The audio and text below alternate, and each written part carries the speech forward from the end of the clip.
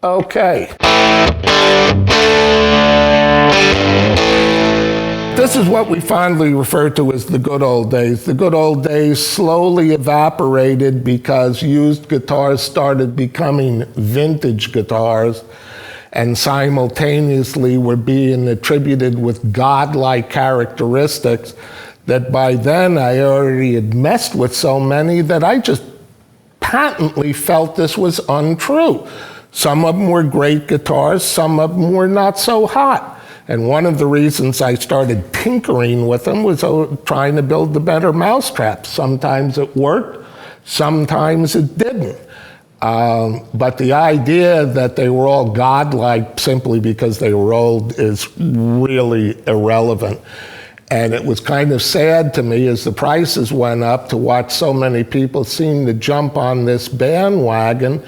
And it got to the point where I was going to guitar shows and picking up old guitars that were just mediocre. They may have been clean and original, but they were just mediocre guitars. And the asking price was always the full pop.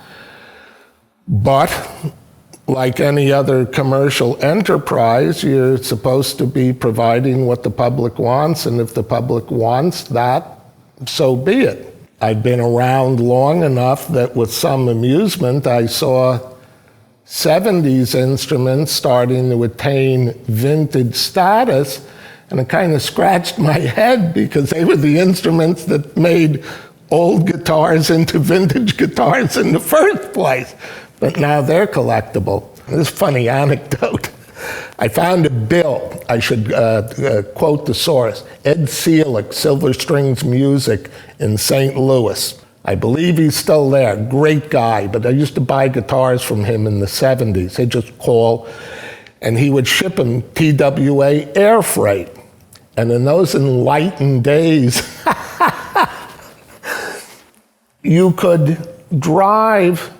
TWA air freight was open 24 hours a day, 7 days a week. So they would call you that they had a delivery for you. And for a couple of years, this was fairly frequent because I was always getting guitars from Ed. He'd let me slide a little while. He trusted me, he'd send me guitars, and I'd pay him as soon as I could sell something else. And my friend and I, in those enlightened times, would smoke a doob and drive to TWA air freight at like 3 o'clock in the morning because there wasn't traffic then. We were on Long Island at the time. We were going to TWA air freight at LaGuardia.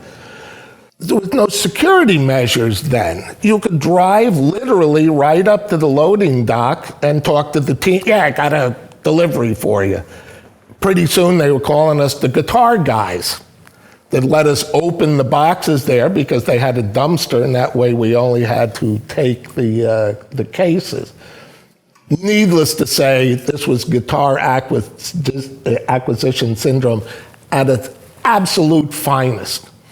And as a for instance, many years later, I found a bill from Ed, and ironically and coincidentally, it was 4 guitars, and they were all single pickup guitars. They were all clean, they were all unmolested. A Sunburst single cutaway junior, a red double cutaway junior, a 63 white Fender Esquire, and a single pickup reverse Firebird 1 like Clapton's at the Cream Farewell concert. And the total for the 4 guitars was $725 for the 4 of them. And by the time I found this bill, the things had changed considerably.